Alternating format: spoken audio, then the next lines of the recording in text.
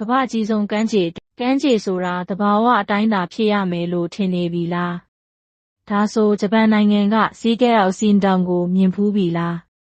ဒီကမ်းခြေဟာလူလို့ဆိုပေမဲ့သဘာဝထက်တောင်အံ့ဖွယ်ကောင်းနေပါတယ်ဒီနေ့မှာတော့ကမ္ဘာအကြီးဆုံးကမ်းခြေအတူရဲ့ထူးခြားချက်တွေကိုလေ့လာကြရအောင်စီးကဲအောင်စီန်တောင်ဟာဂျပန်နိုင်ငံမယက်ဇကာမြို့မှာတည်ရှိပြီး1993ခုနှစ်ကနေစတင်ဖွင့်လှစ်ခဲ့တာပါဒီကမ်းခြေအတူဟာအလျား300မီတာအနံ100မီတာရှိပြီးတစ်ချိန်တည်းမှာလူပေါင်း30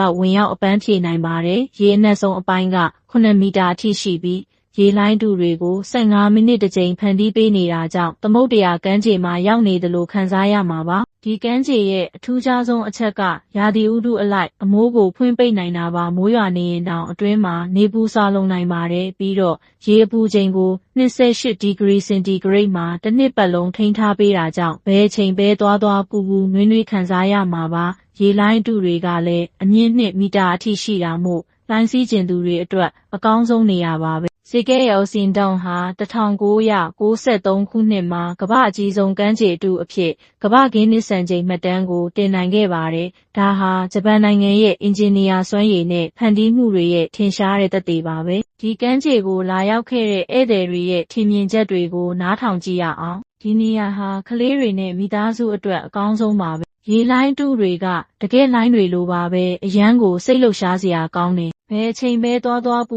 နွေးခံစားရတာကြောင့်အေးတဲ့ရာသီမှာလည်းလာရောက်ဖို့အဆင်ပြေပါတယ်ဒီလိုထူးခြားတဲ့ကမ်းခြေအတူကိုသွားရောက်လည်ပတ်ချင်ပြီလား